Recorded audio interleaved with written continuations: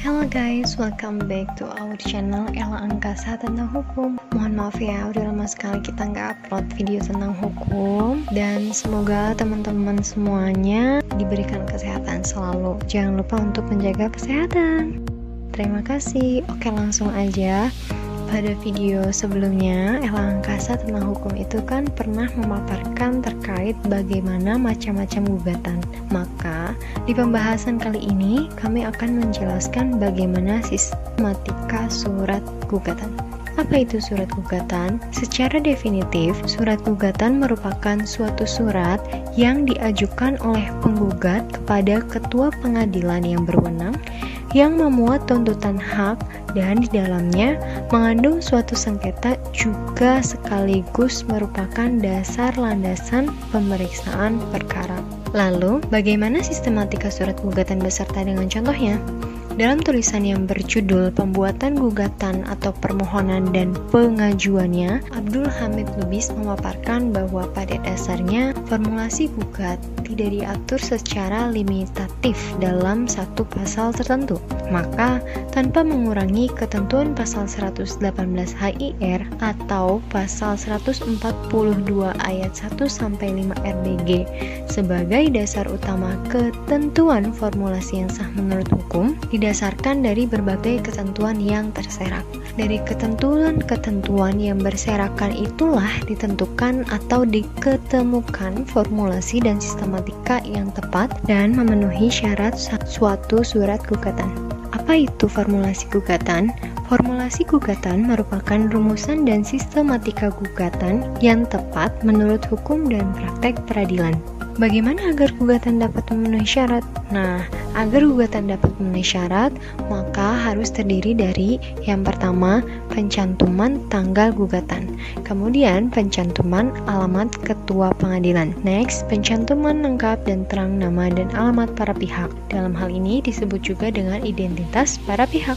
Penegasan para pihak dalam perkara. Uraian posita atau dalil gugat, perumusan hal-hal yang bersifat asesor, pencantuman permintaan untuk dipanggil dan diperiksa, dan petitum gugatan. Berikut penjelasannya. Yang pertama, terkait pencantuman tanggal gugatan. Jadi, boleh pada bagian depan halaman pertama atau boleh pada bagian akhir di atas tanda tangan penggugat. Kealpaan pencantuman tanggal tidak mempengaruhi keabsahan gugat, karena tanggal bukan syarat formil surat gugatan. Dalam praktek peradilan, tanggal surat gugat secara resmi dicantumkan dalam putusan, tetapi sekiranya lupa dasar tanggal resminya surat gugatan dapat diambil dari tanggal pendaftaran dalam buku register perkara.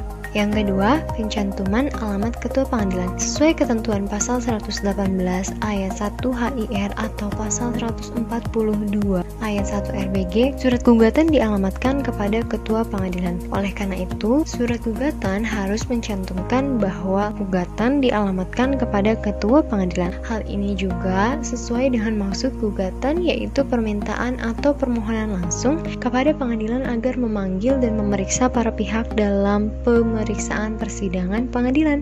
Pencantuman alamat ketua pengadilan ini bukan syarat formil keabsahan surat gugatan. Seandainya penggugat lupa, tidak mengakibatkan gugatan tidak sah.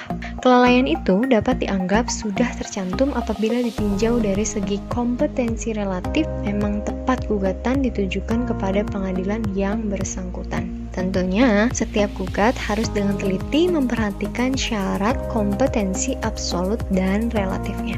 Yang ketiga, terkait identitas para pihak. Identitas lengkap penggugat antara lain nama lengkap, alamat, tempat, dan tanggal lahir, kemudian umur, jenis kelamin, dan kapasitas penggugat. Misalnya sebagai diri sendiri atau sebagai direksi PT XYZ. Yang keempat, penegasan para pihak dalam perkara. Formulasi penegasan para pihak dalam gugatan, penulisannya langsung mengikuti penyebutan identitas. Penegasan ini merupakan syarat formil, kelalaian atas penulisannya dapat dianggap obscur libel. Sebab tujuan penegasan kedudukan para pihak berkaitan erat dengan hak membela dan mempertahankan kepentingan para pihak. Sekiranya surat gugatan hanya mencantumkan identitas seseorang tetapi tidak menegaskan posisinya dalam perkara, apakah sebagai tergugat atau tidak, bagaimana mungkin orang yang bersangkutan dapat membela dan mempertahankan hak dan kepentingannya.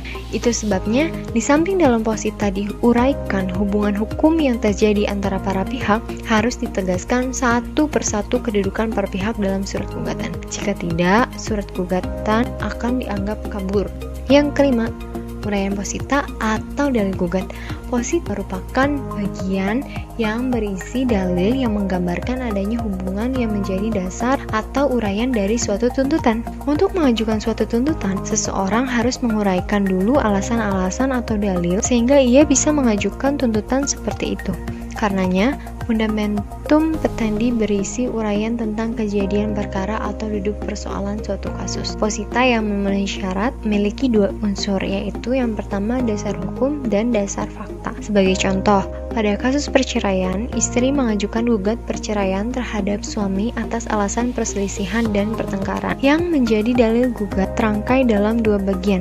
Yang pertama, penggugat dan tergugat adalah suami istri yang sah atau adanya akta nikah. Yang kedua, terjadinya peristiwa perselisihan dan pertengkaran. Berikut hal-hal yang mengakibatkan atau menyebabkan gugat cacat formil karena gugatan kabur. Artinya gugatan tidak jelas. Yang pertama, posita tidak menjelaskan dasar hukum dan kejadian yang mendasari gugat, atau ada dasar hukum tetapi tidak menjelaskan fakta kejadian atau sebaliknya. Dalil gugat demikian tidak memenuhi asas jelas dan tegas. Kemudian yang kedua, tidak jelas objek yang disengketakan, seperti tidak menyebut letak lokasi, tidak jelas batas ukuran dan luas, tidak ditemukan objek sengketa. Yang ketiga, penggabungan dua atau beberapa gugat yang masing-masing berdiri sendiri. Kata kunci atau patokan penggabungan gugat dapat dilakukan apabila ada hubungan yang sangat erat dan mendasar. Penggabungan campur aduk bertentangan dengan tata tertib beracara. Kemudian yang selanjutnya, terdapat saling pertentangan antara posita dengan petitum. Sebagai yang sudah disinggung atau dibicarakan, antara posita dengan petitum harus saling mendukung, tidak boleh saling bertentangan. Apabila hal itu tidak terpenuhi, mengakibatkan gugat mengandung cacat formil dalam bentuk obscur libel. Dalam hal ini, posita harus menjelaskan dasar hukum atau legal grounds yang berupa uraian yang jelas tentang adanya hak dalam hubungan hukum yang diperkarakan. Dalam hubungan hukum ini yang dijadikan dasar gugat harus menjelaskan tentang fakta atau peristiwa atau kejadian-kejadian yang menyangkut hak atau hubungan hukum tersebut. Dalam hal ini disebut dengan factual grounds, yang berarti penjelasan tentang peristiwa hukum yang berkaitan dengan hubungan hukum yang didalilkan. Yang keenam, perumusan hal-hal yang bersifat asesor. Dalil gugat dengan segala penjelasan yang membarenginya adalah bagian dari pokok perkara atau materi perkara. Terkadang gugatan pokok sering diikuti dengan gugatan atau permintaan yang bersifat asesor. Maksudnya, dengan adanya gugatan pokok, hukum membenarkan penggugat untuk mengajukan gugatan tambahan yang melengkap pada gugat pokok. Yang ketujuh, pencantuman permintaan untuk dipanggil dan diperiksa. Pencantuman permintaan agar para pihak dipanggil dan diperiksa dalam persidangan adalah rumusan formil memenuhi ketentuan pasal 121 ayat 1 HIR atau pasal 145 ayat 1 RBG. Rumusan ini bukan syarat formil yang menentukan keabsahan surat gugatan.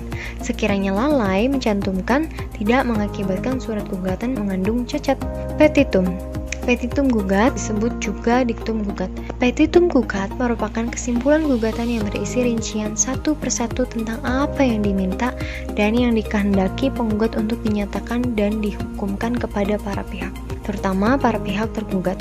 Dengan kata lain, petitum merupakan kesimpulan akhir gugatan yang berisi rincian tuntutan penggugat kepada para tergugat. Petitum disebut juga tuntutan hukum yang diminta penggugat untuk dijatuhkan pengadilan kepada tergugat. Petitum berisi tuntutan apa saja yang dimintakan oleh penggugat kepada hakim untuk dikabulkan. Sebagai tambahan informasi, Mahkamah Agung dalam Sema nomor 6 tahun 1975 menginstruksikan agar hakim jangan secara mudah mengambil keputusan. Agar gugatan sah dalam arti tidak mengandung cacat formil, harus mencantumkan petitum gugatan yang berisi pokok tuntutan penggugat berupa deskripsi yang jelas, menyebut satu persatu dalam akhir gugatan tentang hal-hal apa saja yang menjadi pokok tuntutan penggugat yang harus dinyatakan dan dibebankan kepada tergugat. Setelah gugatan dibacakan oleh pihak tergugat akan membuat jawaban atas gugatan.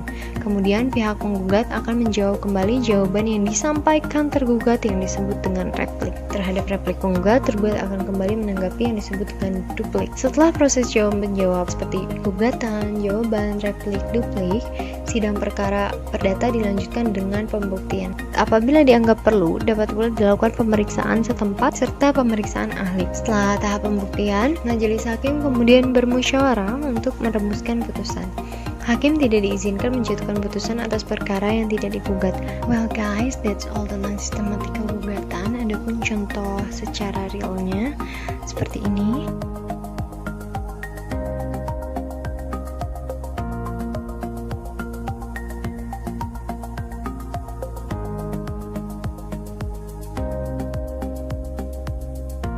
Itulah terkait sistematika gugatan. Please don't forget to like, share, comment, and subscribe. Semoga sehat selalu. Thanks for watching.